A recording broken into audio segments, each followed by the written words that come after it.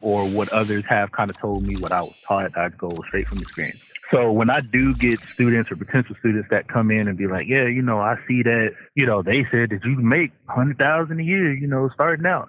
And the first thing I tell them is good luck, because there ain't that many places that's going to pay you, a brand new driver, six figures.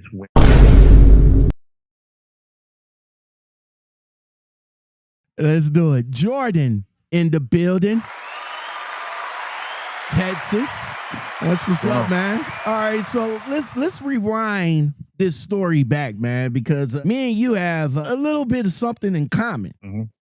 We both worked for a company out of Minnesota, Nee All, Minnesota, small town up in the upper corner of the world up there. J&R Schugel. Yeah. I rocked out with them maybe about 5-6 years ago. And you can honestly say that J&R Schugel wasn't as popular as it is now via social media. But when I came, I pretty much made a name for myself as well as the company in social media. So shout out to me. Shout out to Nee All for that.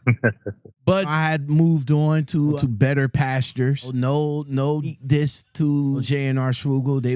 They was there for me in the clutch when I needed them. They had some great people there. Unfortunately, my fleet manager that I had a good rapport with, he left for better pastures as well. So, but still, J&R Schugel, still a good company for people to look at if they're interested in going. A couple of people that still rock with me to this day. Shout out to Shotgun Shine. Your tenure with J&R Schugel. Tell us about it. What was your experience with them? So before I went to Schugel, I had worked for Arnold Transportation, and with them, I was doing a lot of like regional stuff since I'm out of Texas. So I would do a lot of Texas, Oklahoma, Louisiana. And for me, I'm not a fan of regional freight or same day deliveries. I like to be, out in the open, 48 states. So when I went to Schugel, or when I applied for Schugel, that's what I wanted to do. I wanted to go back over the road, go back 48 states.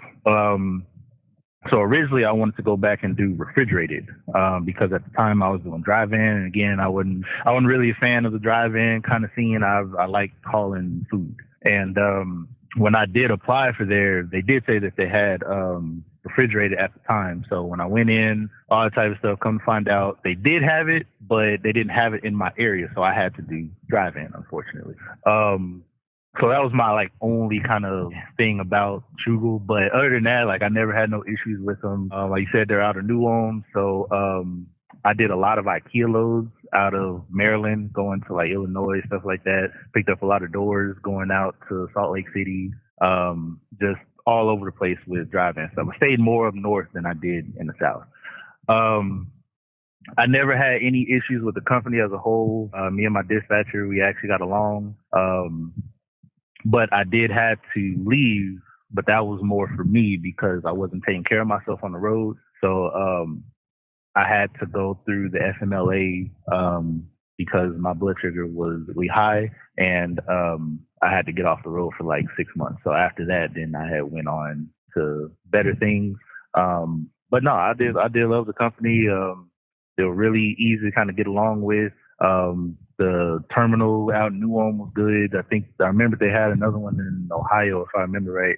And I want to say they had a third one. I forget where the third one was, but their main headquarters was fine. I know the drop yards was pretty cool too. It was easy to get in, easy to get out. And yeah, like I said, overall, a good feeling. One of the good companies to actually, go work for if you don't mind running up north. Now, that was about the same about 5, 6, maybe 7 years ago. So now, of course, like you said, now they kind of got bigger. So now I see them a lot more in Texas than I ever did before. So, but yeah, they've definitely expanded from, the times that I was there. Now, when I was there, I liked the company feel at the time. It wasn't too big. It wasn't too small. When I was there, they had the Ohio terminal, which now I believe they moved from the one terminal to a different terminal in Columbus. They had the Wisconsin terminal. I got the name of that terminal, but it's right around the corner from the Walmart. It's over where that Walmart was. Yeah, it's right around the corner from the Walmart. And I think they still have that one. Yeah, and it was another terminal in between that and New. At the time, it was like maybe,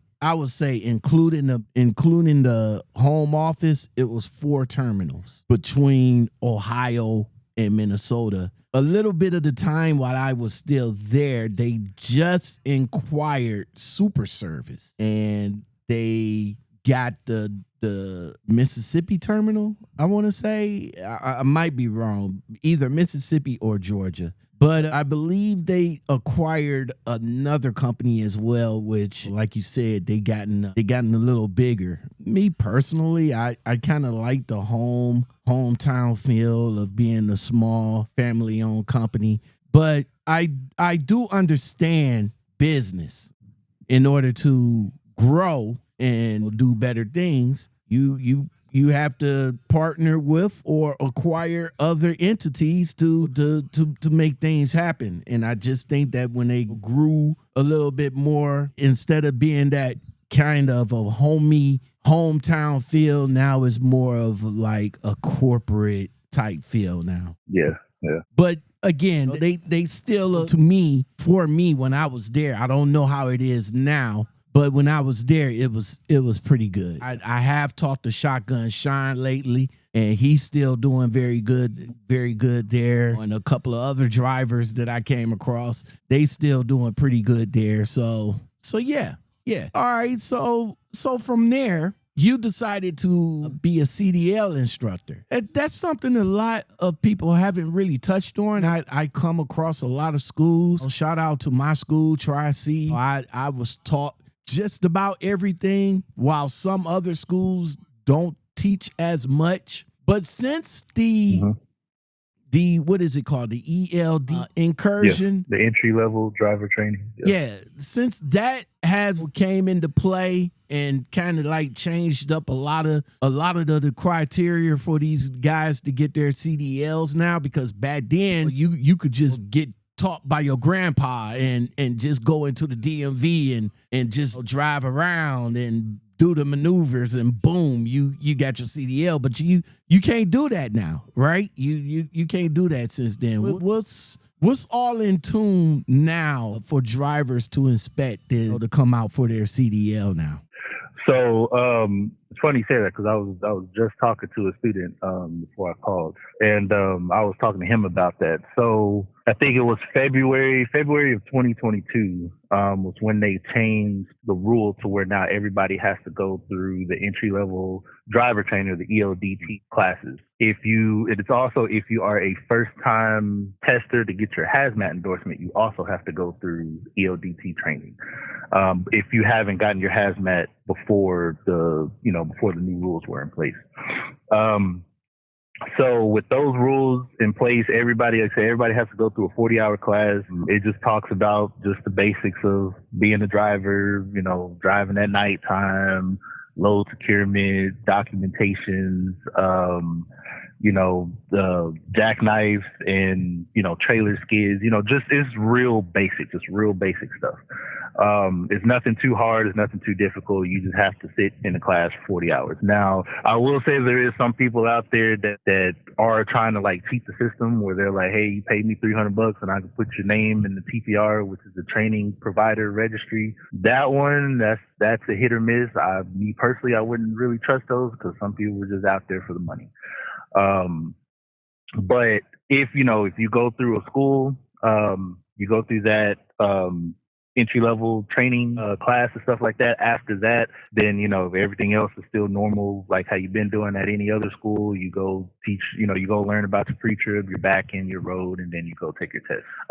So yeah, that is a standard now that everybody has to go through when they are getting their CDL now. So even for people that have had their CDL before, if they let their CDL expire, if they let their medical card expire and they get downgraded, they also have to go through that ELDT class again. Okay.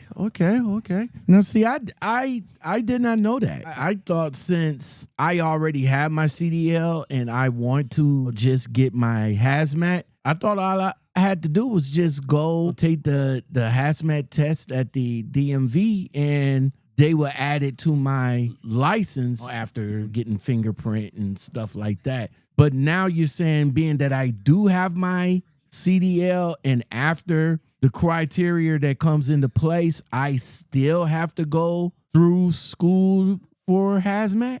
You just have to go through the ELDT course. Now, you don't have to physically go to, I mean, I guess you could have to go to a school, but you don't have to go through the entire like training that like we have for like brand new drivers. All you need is just the ELDT part. That's it. Okay. So if you could get that, you know, any other way, like I said, if you wanted to go through, you know, Joe Schmo up the street paying $300 to get it, it could not work. Again, I don't know. So the school that we're at, we're an accredited school, so I can't cheat the system. So I couldn't tell you if it works or if it doesn't work. But yes, if you are a first time hazmat, you know, tester, then yes, you have to go to that school. Cause I did the same thing because I wanted to get my hazmat because I don't have mine. And I was like, I'll just go take my test, stuff like that. But when I actually did the research on it, it was like, yeah, anybody first time hazmat takers, then they have to do it. Now, if you are a brand new person and you're getting your CDL for the first time, then when you do get your hazmat, you don't have to retake the E-class because you already took it when you were getting your permit and all that type of stuff. So yeah. Okay. So how long have you been a CDL instructor so far? Almost 2 years I've been a CDL instructor. So out of the 2 years that you've been instructing, what would be some of the reasons that some of these students will come in for their CDLs? Like what was some of the stories you heard of the reasons why they decide to come and get their CDLs? So when I do talk to students, potential students that come in, the first question I ask them is why. You know, why do you want to get your CDL? And then normally, depending on their responses, I'll kind of adjust how I talk about it. So most of the time, everybody wants to do it for the money. You know, oh yeah, you know, I want to do it for the money because I want to save up my money so I can go back to school, or save up my money to go buy a better house, better car, get my family out of the situation that we're in, whatever the case may be. And then I would also add, or some answers would also be because my uncle does it, mom does it, my whole family does it, you know, all that type of stuff. So usually those are kind of like your two main responses. You also have a few to where, like, I've had a couple students. I got one current student now where she said that she's just tired of dealing with people. You know, she's tired of dealing with you know, the day-to-day monotonous, you know, life of corporate stuff. So she wants to get out of the corporate rat race, you know. And that one is more of a common one because you see a lot of, there's a lot of truck drivers, a lot of new truck drivers now where they've been, you know, working as a police officer for 25 years or a firefighter for 25 years or in the medical field for 25 years, or they've owned their own business for the past 30 years, or they have 5, 6, 7 degrees, and now everybody wants to be a truck driver. My sister has 2 degrees actually, and she's driving the truck. She's been driving for about 2.5 years now. And then usually when I do hear them talk about it, I always tell them that truck driving accepts everybody. You know, it don't matter how old you are, it don't matter, you know, where you're coming from, truck driving for everybody. You know, I do also get a lot of students that'll ask me, am I too old for this? You know, oh, I'm 55 years old, I'm 60 years old. Am I too old for this? And I'm like, no, everybody is welcome to it. You know, it's not as hard as everybody think it is, but, you know, usually a lot of the older people, they feel like that since they're trying to learn a new trade, they feel like they're too old to learn that new trade, and most of them kind of shy themselves away from it. All right. What do you say about drivers or potential drivers that comes in through the schools and they say stuff to you like, well, social media roped me into this. So they see this quote unquote influencer that over here saying trucking is this glamorous thing now. Come on and get your CDL and come out here with me and yada yada yada. Have you had any potentials that say, hey, I saw this influencer or I saw that influencer and this is the reason why I'm coming to get my CDL because of them? Yes.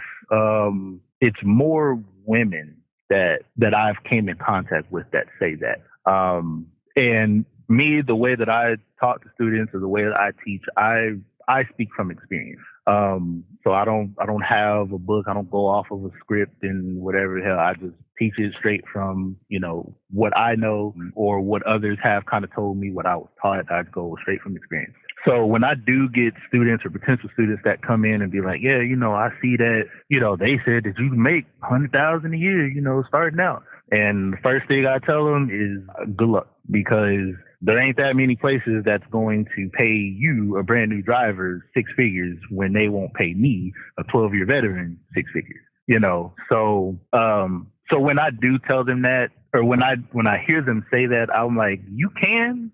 Now, don't get me wrong, you can totally make 6 figures starting out. But it's a lot of things that you have to kind of do, or it's a lot of things your company's telling you that you have to do to be able to make that. So like, for instance, there was a company I had worked for a few years ago before they went under recently. And the owner of the company had came to me, and by that time, I think I had like 7 or 8 years over the road. And he came up to me and he was like, man, you can make 100,000 a year. And I'm like, okay, make 100,000 a year. That's great. So then when they actually kind of gave me, how everything was broken down, you wasn't making 100,000 a year. You were really making like 50 or 60,000 a year at the time. And then the other 40,000 was in bonuses, meaning that, you had to maintain this much fuel mileage. You had to get this many miles a year. You had to be available 7 days a week. You can't call in. All your loads had to be on time. It was just a whole list of stuff in bonuses that would equal that, 100,000 a year. But I will say nowadays, a lot of companies now are making drivers, new drivers and experienced drivers get all of their endorsements. Your hazmat, your tanker, your doubles and triples. If you have all 3 of those, then you definitely have a chance of making, almost 6 figures your first year. But yeah, it's everyone tries to go off of what social media kind of says. And I still tell the students too, is that the stuff that you see on social media is true. I mean, yeah, there's that fresh kid, 22, 23 years old that made, whatever, 70, 80,000. That's great. But what they didn't tell you was that load was canceled a few weeks ago. Their truck broke down this many months ago. They only made $100 this week because of this happened, or they didn't make no money because they were stuck somewhere in the snow. They didn't tell you any of that. They tell you all the good stuff, So that's why, like I said, when I hear them say that, I always, speak real about it. Like, yes, you can totally make it, but there's a lot of things that they don't tell you that, that's kind of shining you away from, the truth about, trucking. Facts. Okay. I like that. How do you feel about let me rephrase this. How do you feel about influencers influencing people to get into the trucking industry by way of not getting their CDL and by way of trying to get a truck and try to get somebody else in that truck to run so that they can make money while they're chilling and thinking that that's all they have to do is just collect the quote unquote bag? How do you feel about that? Do you think for a person to properly understand the industry, should they get their CDL, or should they just bypass that and just try to jump into the business head first without getting the CDL? No, they need to get their CDL. So that, for one, that just from what I see, I mean, I don't know all the facts about it, but I know for one, that was one of the reasons why box trucks got so expensive. Because there was that 1, 2, 3 people on YouTube like, oh, I'm a millionaire because all I got is box trucks and I don't drive. I sit at home or I sit in the Bahamas and do all that stuff. So everybody and their mother was like, well, can I, like, if I can get into the box truck game without getting the CDL, or if I could do the non-CDL box trucks, I can make as much money as they are. Cool, I'm going to do that. Or even like you said with the trucks, I could just go buy me a truck and then I can, hire a driver to do it and I could sit in Bahamas with them too. I'm not a fan of that because, for one, like you said, they don't know the industry. Okay, they don't know how freight works. They don't know how freight prices work.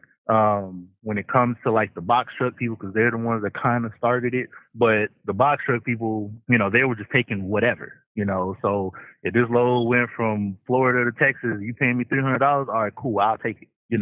Just to get a load, or just to say that they're, a truck driver, just to say that, yeah, look at me making all this money. But when that happened, of course, a lot of the freight prices had dropped. So then the Class A drivers or the Class B drivers, they're like, all these brokers and all these companies are paying us, pennies because these non-CDL box truck drivers are the ones that's taking all of them. Of course, everybody wanted to go to like Amazon. So Amazon was like the biggest thing for box truck drivers, but at the time, of course, Amazon was paying people. I think they still kind of are, but Amazon's also kind of doing away with, a lot of them, and they're also starting their own fleet. So, they're starting to do away with them box truck drivers anyway. But yeah, so like I said, when it comes to people just trying to get into the industry without knowing the industry, no. They at least need to learn something, or they at least need to get their CDL, or at least drive for a year.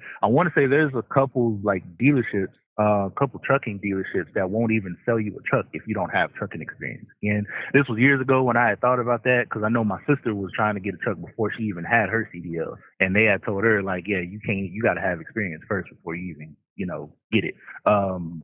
So yeah, so like I said, a lot of them companies, a lot of the companies that are selling the trucks, box trucks, whatever, some of them tell you that you got to have experience. But no, like I said, for me, overall, you got to know the industry first, because that's the reason why the industry is starting to go down. Like, it's still booming, and trucking ain't going to never go away. Transportation is never going to go away, but with this whole influx of people that don't know anything about the industry, that's what's kind of driving it into the ground. So yeah, they need to get their CDL and at least have a year of driving.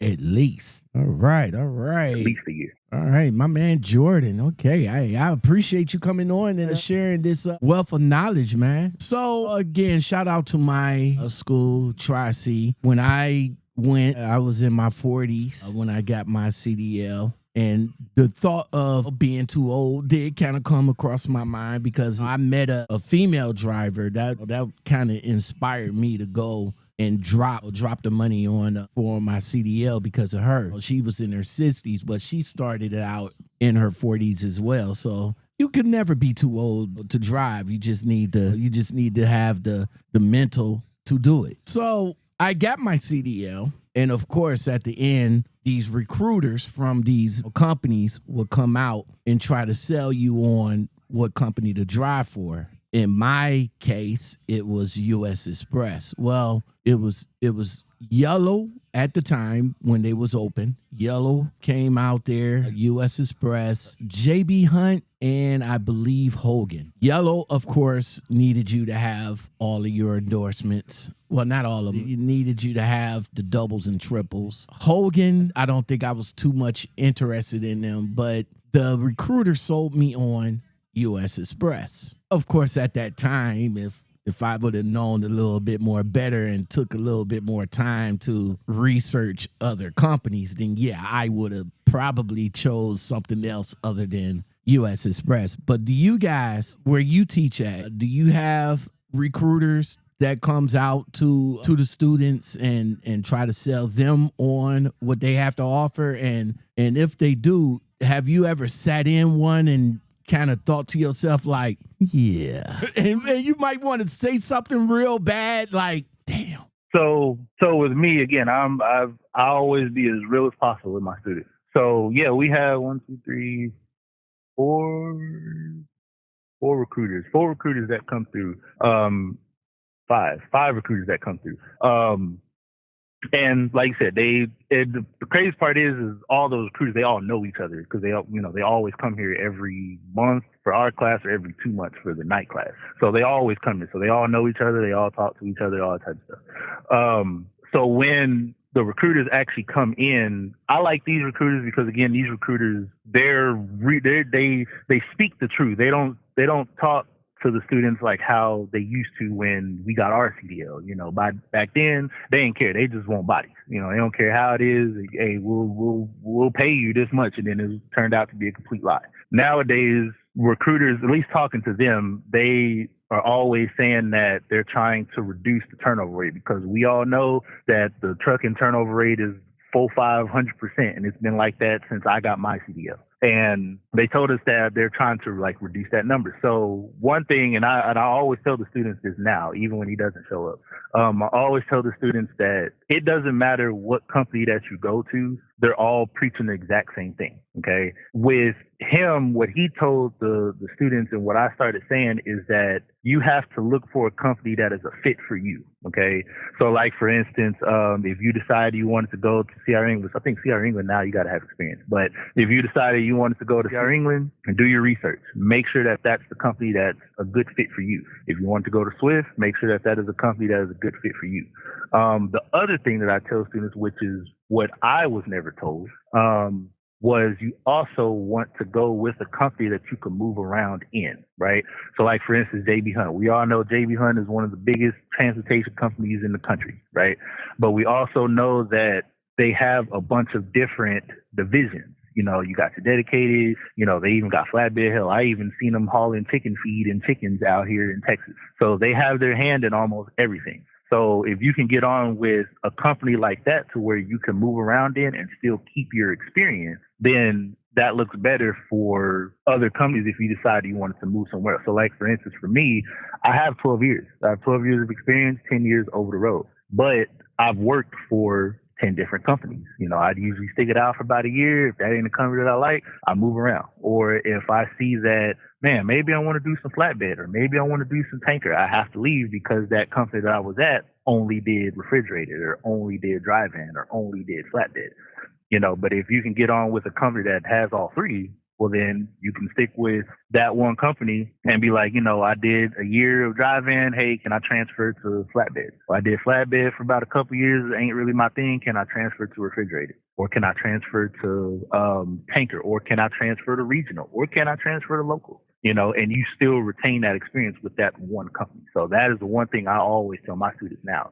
No matter what company you go with, find a company that you can move around in, or look for that company that is a fit, or both. Look for that company that is a good fit for you, and then that's how you'll be able to put your experience in with that one single company instead of being like me, moving around. Because I even told them that there was times where before I came here, I was trying to go back driving. I was trying to do something local, and I applied to all about 40 companies, and every single one of those companies denied me because of my work history. Even though I have 10 years or 12 years of experience, only had one accident in all 12 years, and it wasn't even my fault. But those companies still would not take me because I was moving around so much with different companies. So, yeah. Back in the day, job hopping wasn't a thing. It's like you said, they needed the drivers. It was a trucker's market back then with the sign-on bonuses that they was offering back in the day, with all these recruiters calling you and stuff like that. Now it's not a driver's market now. Now they can pick and choose who they want, and they don't have to give you the extra incentive to come on. So you're not as important as you was back then. Exactly.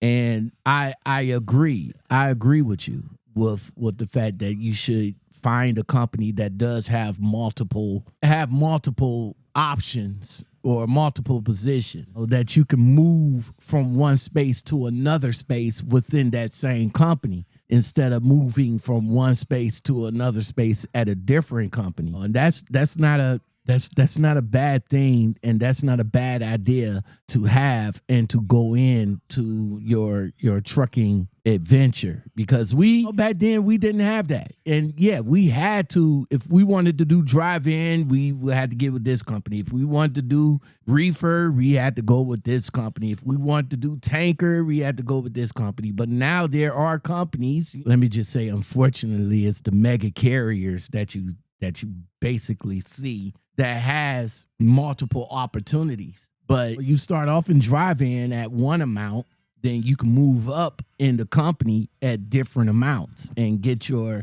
experience that way. Speaking of experience, segueing into that, how long would you say that a driver should stay with their starter company until they decide to move on to the next company? How long do you think they should stay with that company before they do that? So I still use the same idea that I was taught when I was in school. At least a year. If you can, if it's just terrible, 6 months. Okay. But if you could hold out at least a year, because as a new driver, if they see that you stuck it out with a company at least a year, then they see that, oh yeah, you're a great fit for us, but like I said, for people like me, if they see that I stuck it out for a year and I got 10 years, they're like, yo, no, you've been moving around too much. So for new drivers, at least a year, get your year of experience. So then that way, one, you can see how the trucking industry works. Two, you can get into a bunch of different kind of backing scenarios. Obviously, you won't get into all of them, but you'll get into a bunch of different backing scenarios to where you can kind of see if, again, trucking is a good fit for you, because a lot of students don't last because they have to. A lot of students don't last because they're overwhelmed by the backing, or they're overwhelmed by, man, I was never taught this. I don't know how to do this, or I don't know how to do that. Can somebody help me? And if they see that other drivers ain't willing to help, oh man, this ain't for me. I quit. I can't do this no more. So that's where that year kind of comes into play. So if you can tough it out for at least a year, and yes, I say tough it out. Okay. Every experienced driver has basically went through the same thing you went through as a new driver.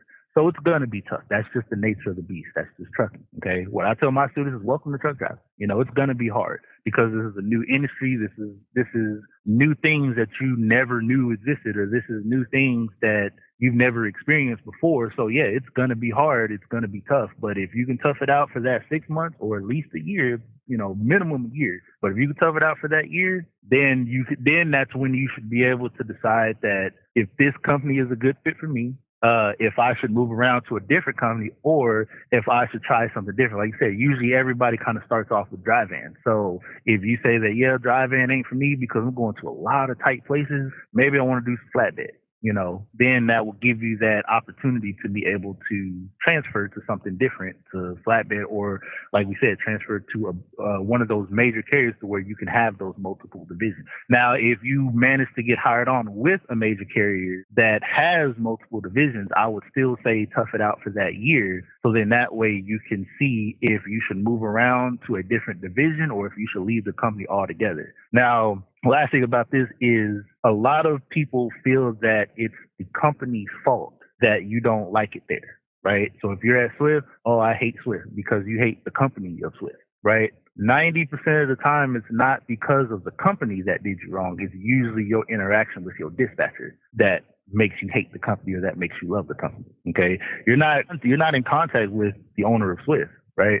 You're not in contact with the financial people of Swift. You're not in contact with the accountants on Swift. Usually you're in contact with just your dispatcher and maybe your load planner, safety guy if you got to. But your interaction with those companies is not because of, or your love or hate relationship with those companies, it's not because of the company itself. It's because of your interaction with your dispatcher, your load planner, or your safety guy. Okay.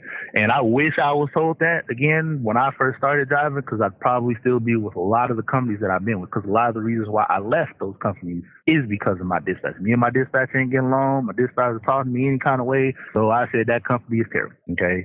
And like I said, normally that's not the case. It's not the company. It's usually the dispatcher. I said that.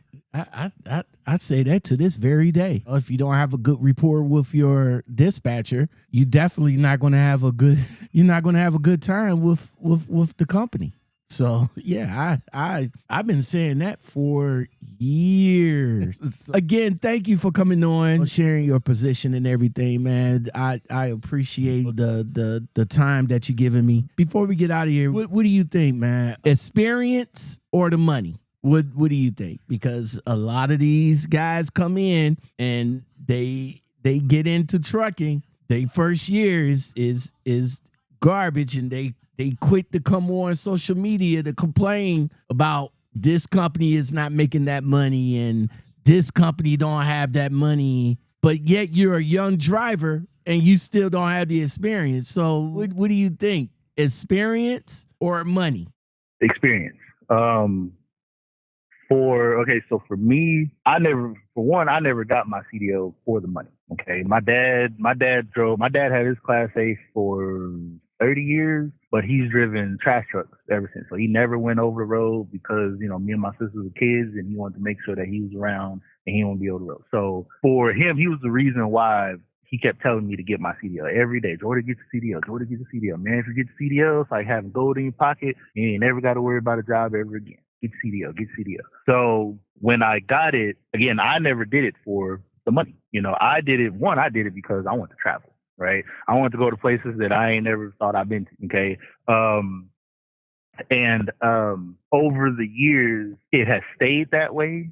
So, like, I've had one of my other instructors, one of the lead instructors at the last school I was at, he had started with FedEx. And he was one of the ones that always bragged about, the money, right? He was always like, man, you ain't nothing if you ain't start out making, $150,000 a year. And I was like, to be honest with you, I like to speak real. I was like, to be honest with you, I ain't even made six figures in my 12 years, okay? Because that's not what I was looking for. Right. I was doing it because I just wanted the freedom of being on the road. Okay. I didn't really have no ulterior motive. Yeah, I wanted to make this money so that way I could put it to this, or I can make this money to go back over to school. I had none of that. All I wanted to do, I just wanted to be free. Okay. I love the nomad life. I love the life of just being on the road, just living on the road. I don't have to worry about nothing. Hell, if I was getting a load, I ain't got to talk to my dispatchers for the next 4 days because I'm going cross country. That's all I did, So for me, I did it for the experience, Now, if you're in it for the money, if you're in it for the money, you're in it for the money. I can't tell you otherwise. But that's usually where a lot of the stress kind of comes in, right? Because now, like you said, now you're like, well, this company's terrible because they ain't paying me what they said they was going to pay me. Or, I'm not making $80,000 a year. I'm making 55 or 60. This ain't what I signed up for. All this and all that. If you're really in it for the money like that as a new driver, then you're going to be disappointed off jump, right? Because remember, this is a new career. This is a new experience. So it's just like with owner operators and brokers, right? Brokers don't trust you because I just got my, LLC yesterday and I'm already expecting to get all of these contracts out of nowhere. They don't know you, right? They don't trust you because they don't know how you run. Okay. It's the same thing with the trucking industry. They don't trust you because they don't know you. This is your first time out here. You might not be able to hack it as a truck driver because remember, you're working almost 14 hours a day for 7 days a week. Okay. Most people that are getting into the trucking industry, they're used to their 9 to 5 Monday through Friday. Okay. And so once they do get out here and once they see that they have to actually work, then they're like, oh, well, this ain't it. This ain't that. Now they're going to start nitpicking at everything. And now they're going to be like, well, since I'm working all these hours, I expect to be making, 80, 90, 95, 100,000 a year because I'm working 7 days a week, 14 hours a day. It ain't happening. Okay. Not as a new driver. Okay. So like I said, for me, I did it for the experience. But like I said, if you are doing it purely for the money, as a new driver, you are going to be disappointed. So that's why I say to tough it out your first year because they got to know you first before they can start paying you. If they don't know how you run, if I'm an owner of a company and I'm hiring you fresh out of school, and what makes you think that I'm going to pay you six figures and you know absolutely nothing about driving or you know absolutely nothing about this business because you just came from school, So yeah, like I said, new drivers, it'll be fine. Just again, tough it out that year. But like I said, you'll get better at it as all things, you just have to put time in it. So that's it.